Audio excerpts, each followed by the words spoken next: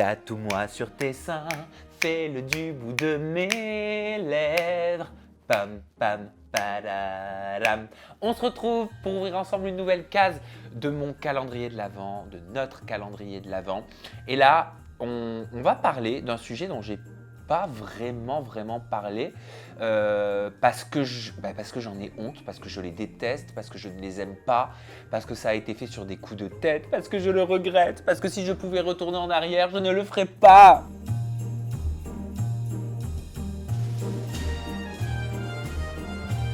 On va parler de mes tatouages et de l'histoire de mes tatouages. D'ailleurs, avant que je vous explique tout sur mes tatouages, alors attendez, j'en ai combien? 1, 2, 3, 4, 5. J'en ai pas aux jambes. Voilà, donc j'en ai 5. J'en ai 5. On va commencer, je vous propose qu'on fasse dans l'ordre, mais juste avant, j'ai vraiment envie de vous dire, et je sais que personne ne me croira. Non, c'est pas que personne ne me croit, c'est quand j'en parle avec là, les petits jeunes là, de 20 ans là, qui passent par là et qui disent « Ah, je vais faire un tatouage !» Attention, attention. Ce qui est à la mode aujourd'hui ne le sera plus demain. Ce que tu aimes aujourd'hui sera ringard demain. Et le tatouage, c'est ancré, pour le coup, dans la peau. J'aurais aimé qu'on me dise ça à l'époque. Mais en vrai, je crois qu'on me le disait et je m'en foutais. Donc ils s'en foutent aussi, malgré le fait que je leur dise. Voilà, mais c'est pas grave. C'est l'erreur que tout le monde fait, voilà, que la plupart des gens font. On va commencer par le tout premier tatouage que j'ai fait. Il est atroce. Il est atroce. Vous êtes prêts? Voilà. Alors c'est un tribal que j'ai fait à l'âge de 16 ans, en cachette de mes parents. C'était un vrai coup de tête parce que je suis parti avec ma meilleure amie Zelda chez un tatoueur. Il se trouve que j'étais déjà grand à l'époque, qu'il ne m'a pas demandé ma pièce d'identité. Et j'ai tout simplement choisi dans un catalogue. Voilà, il m'a mis à disposition 2-3 classeurs. J'ai ouvert un classeur. J'ai dit « Ah, celui-là, il est sympa. » Voilà, avoir un tribal était tendance. Et oui, mais ne l'est plus. Mais bon, c'est pas grave. Mais moi, j'étais trop frais. Franchement, à l'époque, quand j'avais 16 ans, c'était trop génial. C'était personne d'autre avec des tatouages à cet âge-là, donc je me sentais unique, etc. Et donc, j'ai pas vraiment une histoire de ouf à vous raconter sur ce tatouage, mis à part qu'il a été fait sur un gros coup de tête, que je le regrette, que je le trouve horrible, que je doute que le tribal revienne à la mode un jour. Mais ça va, parce que voilà, je suis jamais comme ça, donc on ne le voit pas, heureusement. Et heureusement que je ne mets pas de débardeur. Et voilà. Mais si je pouvais le faire enlever, je le ferais enlever. Mais j'ai peur de le faire enlever au laser, j'ai peur de les faire enlever. En vrai, je les enlèverais tous, mes tatouages, parce que je trouve que c'est vachement plus beau une peau nue, en fait, nue de tatouage. Je trouve que c'est beaucoup plus beau. C'est tellement beau et c'est tellement plus singulier que de se faire tatouer. Je ne critique pas du tout les personnes qui sont tatouées, ce n'est que mon avis aujourd'hui sur l'instant T. Voilà. Mais moi, je trouve une peau nue, je trouve ça tellement plus beau. Après, chacun. Mais moi, c'était peut-être que moi, c'était pas des trucs vraiment voulus, etc. Mais vous allez voir, j'ai des histoires particulières avec mes tatouages. Ensuite, j'en ai fait un dans le bas du dos. Ma meilleure amie a le même, on l'a en commun. C'est un signe chinois qu'on a fait, voilà, qui nous a plu, qui nous plaisait beaucoup, qui représentait un endroit dans lequel on adorait aller quand on était jeune.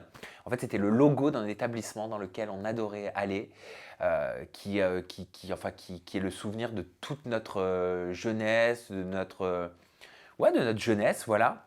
Et on aimait tellement cet endroit qu'on a décidé de se le faire tatouer là, derrière. Je vous le montre. Voilà, il est là. Et un jour, j'ai appris sa signification et ce n'était pas du tout celle qu'on m'avait dite quand je me suis fait tatouer. En fait, c'était quand je travaillais chez Chloé, que j'étais directeur d'une boutique Chloé au Printemps Haussmann. J'avais une petite vendeuse d'origine chinoise qui, en me baissant pour ranger un sac dans le tiroir du bas, elle me dit « Ah, vous avez un tatouage ?» Je lui dis « Oui. » Eh bien, pourquoi vous avez tatoué ça?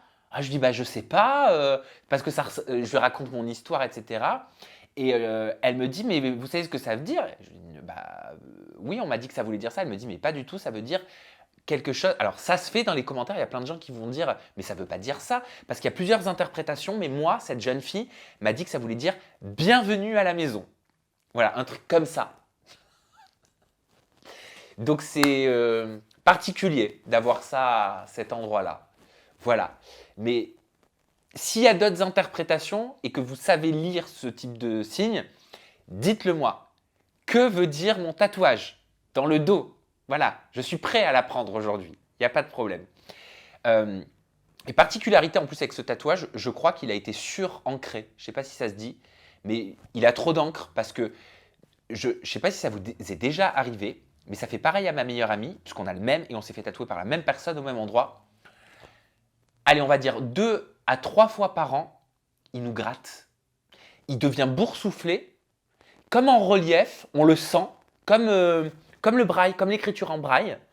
Et on m'a dit que c'était parce que, enfin, ma meilleure amie a lu sur Internet que c'était parce qu'apparemment, on aurait eu trop d'encre. Voilà, il y a trop d'encre qui fait que par moment, le corps voudrait le sortir. Moi, j'en peux plus, moi, de tout ce que j'ai fait, franchement, c'est... Enfin bref, celui-là, ça va, parce qu'il est derrière, je le vois pas, mais bon, bienvenue à la maison. Bon, sauf si ça veut dire autre chose, mais en plus, il me semble que les signes chinois, ça peut être interprété avec différentes interprétations différentes. Donc peut-être qu'il y a des nuances de bienvenue à la maison. Voilà. Seven Heaven, pour ceux qui ont connu. Allez, on continue avec, dans l'ordre.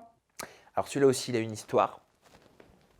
Alors je ne sais pas si dans le sens de la caméra, on voit ce qu'il y a écrit. Je l'ai déjà expliqué. Il y a marqué Ex la 2, mais ce n'est pas du tout Ex la 2 que j'ai voulu me faire tatouer. C'est 2, 6, 14. Mais il a été fait à l'envers. Et moi, je ne savais pas qu'il était fait à l'envers. J'ai fait confiance. Vous allez me dire, mais tu aurais pu voir.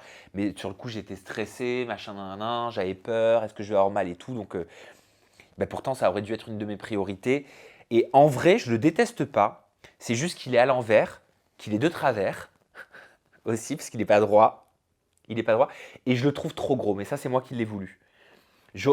Ça m'aurait pas dérangé de l'avoir, tu vois, mais en petit comme ça. Voilà. Et puis ça m'énerve parce qu'il est vraiment de travers. J'ai envie de faire comme ça, là.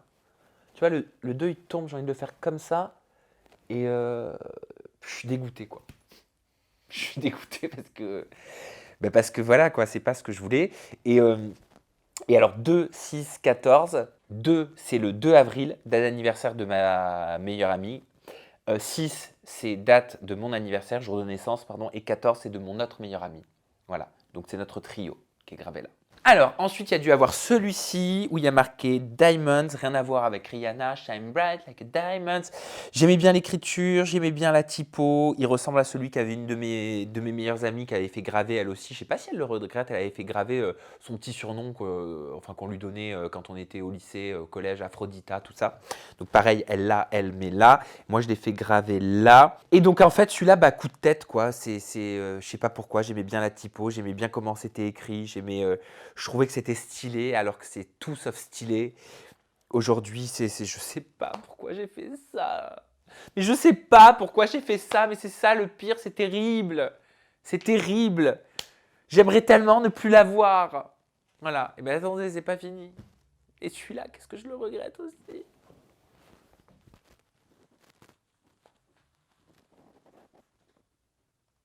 Trois étoiles qui ont une particularité, c'est que là, elles étaient censées être décollées un peu, mais elles ont été mal faites, elles sont trop épaisses. Elles ont été trop épaisses, je me souviens, elles ont été ratées parce que le mec il dit ah zut, j'ai un peu débordé. Et résultat, il a comblé un petit peu, mais ça a fait une étoile qui a dépassé. Et j'ai fait 3 étoiles. Mais alors, vous allez vous foutre de ma gueule, mais j'étais plus jeune, hein. Et oui, je trouvais Matt Pokora sexy, voilà, dans ses clips, sur ses photos, etc. Et je crois il avait des étoiles et je trouvais ça sexy. Alors je me suis dit, bah voilà, moi aussi, je veux 3 étoiles ici. Ce sera trop sexy, ça fera comme Matt Pokora. Mais voilà, je suis pas Matt Pokora, quoi. Donc, et puis pourquoi des étoiles? Mais les étoiles, mais c'est tellement has-been. Pourquoi j'ai fait des étoiles? Mais c'était tellement tendance à l'époque. C'était tellement in d'avoir ça. Et ça m'a appris une chose, c'est que c'est comme pour le mobilier dans sa maison. Quand tu meubles ta maison, quand tu fais des peintures, ne va jamais sur des peintures de couleur tendance ou des meubles tendance. Surtout si tu mets de l'argent dedans. Parce que les tendances s'estompent. Les tendances ne sont plus tendances un jour. Il n'y a que ce qui est intemporel qui reste. Voilà. Donc pour tout ce qui est sur son corps Et pour tout ce qui est ameublement, etc., ou peinture, décor qu'on peut faire dans nos apparts ou nos maisons, moi, je suis pour aller sur quelque chose d'intemporel parce que les tendances, ça m'a trop servi de leçon, quoi. Voilà. Sauf les tendances dans la mode, c'est un éternel recommencement. Ce qui était tendance en 2000 redevient carrément tendance aujourd'hui. Donc voilà, ne jetez pas vos leggings, par exemple. Dans 10 ans, ça risque de revenir. Certainement que ça va revenir. Après, ça se fait, le tribal va revenir à la mode, les étoiles aussi, je doute. Là, en ce moment, c'est la mode des tatouages très fins. J'ai vu, il y en a plein qui sont des tatouages très fins. Bah, je suis désolé de vous le dire, mais les tatouages très fins, bah, dans 10 ans, dans 15 ans ou dans 20 ans, eh bah, ce sera ringard à mort. Voilà, tout simplement. Il faut faire attention avec les tatouages. Voilà, ce sera le fin mot de l'histoire. Voilà mes histoires de tatou. J'espère qu'elles vous ont plu. J'espère que vous en avez appris un petit peu plus. Je ne suis pas prêt de me refaire tatouer. Et heureusement que je n'ai pas fait un tatouage que je voulais faire quand j'avais 16 ans. Je voulais me faire comme le chanteur Robbie Williams qui avait des ailes. Mais je ne sais plus où il avait des ailes. Je voulais me faire 2 ailes d'ange sur l'aine. Dieu merci, je ne l'ai pas fait. Bon, ça a été les étoiles, hein. Mais Dieu merci, je ne l'ai pas fait. Bah alors ça, j'aurais encore moins assumé, hein. Voilà. Et j'ai peur de faire le laser parce que de toute façon, il paraît que ça laisse des traces et que ça fera blanc, ça fera un carré blanc. Et franchement, voilà. Et puis en plus, ça coûte cher. Et puis il faut plusieurs séances et du temps, etc. Donc voilà. Mais si vous avez des solutions à m'apporter, barre de commentaires. Je vis avec. C'est Tina Arena. Non, c'est Laura Pausini et Hélène Ségara qui l'ont dit. On n'oublie jamais rien, on vit avec. Et je vous propose de terminer là-dessus. À très vite. Bye bye.